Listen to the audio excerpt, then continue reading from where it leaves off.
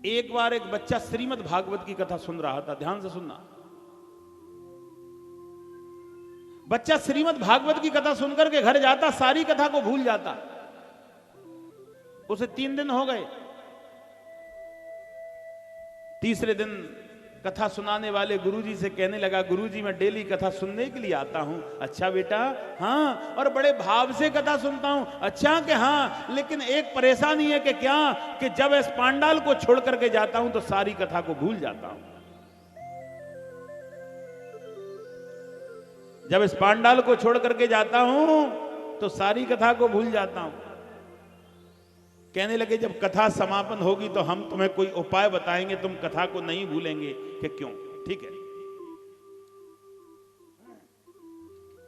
जब कथा समापन हुई तो गुरुजी ने उसे एक टोकरी दी, टोकरी बांस वाली जिसमें छेद होते हैं।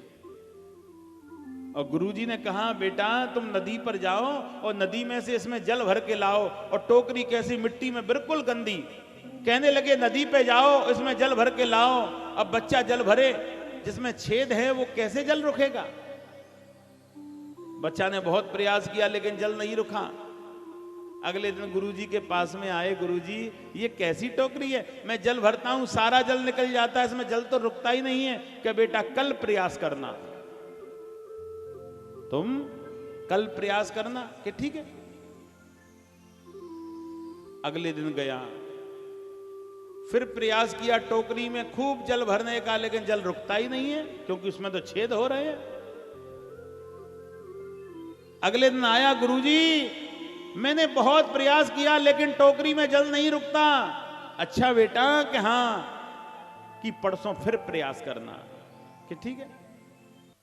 आज कहने लगे कि अगले दिन फिर तुम जाना। अगले दिन फिर नदी के किनारे पहुंच गए। ध्यान से सुने, केवल ध्यान की आवश्यकता है। नदी के किनारे पहुंचे, टोकरी को फिर डाला जल में, उठाया तो सारा जल निकल गया। गुरुजी के पास में आए, मैं तो हार गया, मैं तो परेशान हो गया। कि क्यों? कि बहुत प्रयास किया लेकिन टोकरी में मैं जल भर नहीं भर पाया, निकल जाता है। कि चलो टोकरी में जल नहीं भर पाए लेकिन कुछ बदलाव हुआ टोकरी में। जल नहीं भर पाए लेकिन कुछ बदलाव हुआ। टोकरी को देखा कि हाँ गुरुजी एक बदलाव हो गया। कि क्या? कि टोकरी में जल तो नहीं भर पाया लेकिन टोकरी के आसपास जितनी मिट्टी गंदगी लग रही थी वो बार बार जल में डुबाने से सब सफा हो गई। बोली वृंदावन बिहारी लाल की।